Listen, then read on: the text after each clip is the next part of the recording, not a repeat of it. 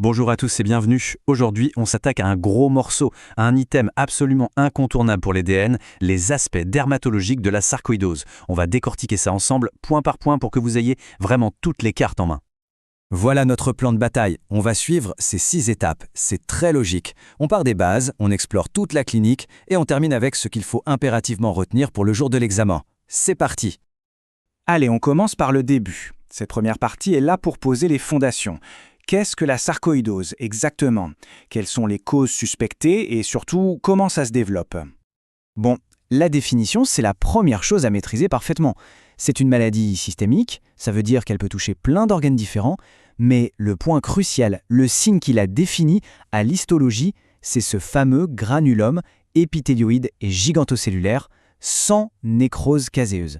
C'est vraiment le détail qui change tout, notamment pour la différencier de la tuberculose. Retenez bien ça. Et là, ça illustre bien ce caractère multisystémique. Même si aujourd'hui on se concentre sur la peau, il faut absolument se rappeler que le poumon, c'est l'organe roi dans la sarcoïdose. Il est touché dans 90% des cas. La peau, elle, arrive en bonne deuxième position.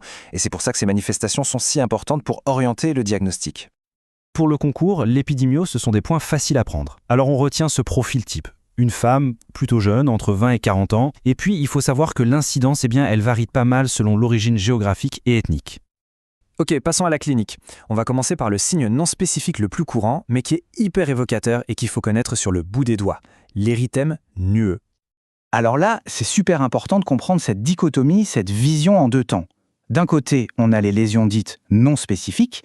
En gros, c'est une réaction inflammatoire de la peau, mais il n'y a pas de granulome dedans. L'exemple type, c'est l'érythème noueux. De l'autre côté, on a les lésions spécifiques, et là, bingo, si on biopsie, on trouve le granulome. C'est ce qui signe la maladie. Voilà le tableau clinique typique de l'érythème nueux. On a des nodules, des novures, qui sont douloureux sur la face avant des jambes. L'apparition est brutale. Le point clé à comprendre, c'est que le diagnostic est purement clinique. On ne s'amuse pas à biopsier un érythème nueux typique, le tableau est suffisant. Et rappelez-vous cette évolution par les couleurs d'un bleu, la fameuse bilygénie, c'est très très caractéristique. Le syndrome de Löfgren. Ça, c'est un classique de chez classique pour le concours. Il faut connaître cette triade par cœur. 1. L'érythème noueux. 2. Des signes généraux comme la fièvre et les douleurs articulaires. Et 3. À la radio de thorax, des adénopathies hilaires bilatérales. Ce qui est absolument crucial, c'est que c'est une forme de très bon pronostic. C'est aigu, mais ça guérit spontanément dans 90% des cas.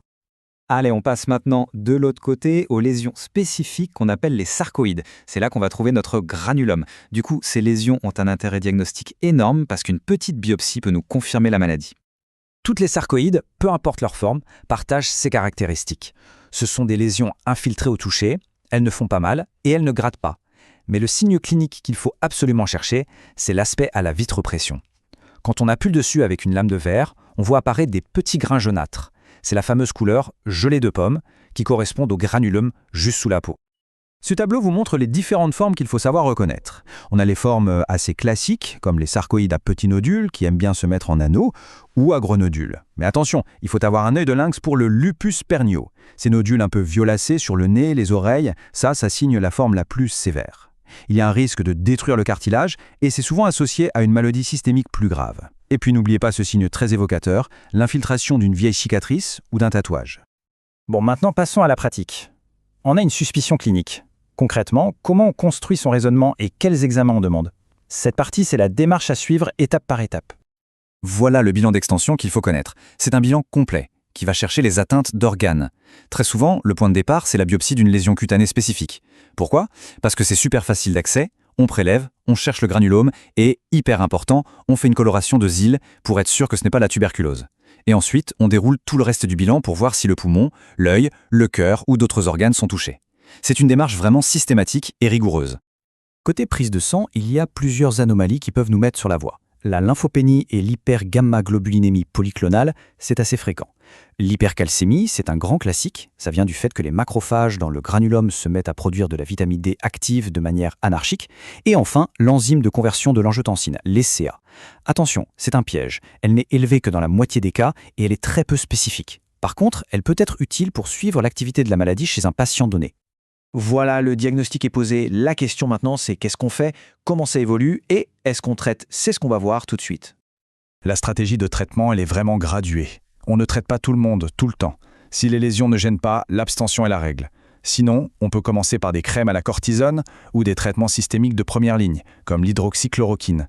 La corticothérapie par voie générale et les immunosuppresseurs, ça, on les réserve pour les formes plus sévères ou étendues. Et tout au bout de l'échelle, pour les cas réfractaires, on a les biothérapies comme les anti-TNF-alpha. On arrive à la dernière partie, mais c'est une des plus importantes. Savoir évoquer un diagnostic, c'est bien, mais savoir ce qu'il faut éliminer avant de le retenir, c'est encore mieux. On va donc parler des diagnostics différentiels avant de faire la synthèse finale pour les DN. La sarcoïdose est un diagnostic d'élimination. Ce tableau, il est fondamental pour éviter de tomber dans les pièges. Le diagnostic différentiel numéro 1, c'est la tuberculose.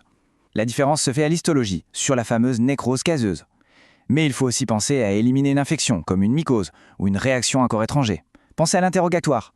Et puis, selon le contexte, un lymphome ou une maladie Crohn peuvent aussi donner des granulomes. Chaque ligne de ce tableau doit être un réflexe pour vous. Bon, après tout ce qu'on vient de voir en détail, si on devait tout condenser, qu'est-ce qu'il faut absolument avoir gravé dans sa mémoire pour le jour J? Voici la synthèse ultime, les points à retenir absolument. 1. La peau est touchée dans 1/3 des cas. 2. Le syndrome de Löfgren, c'est la forme aiguë de bon pronostic. 3. L'histologie sans nécrose caséose, c'est le pilier du diagnostic. 4. Le lupus pernio, c'est la forme cutanée de mauvais pronostic, le drapeau rouge.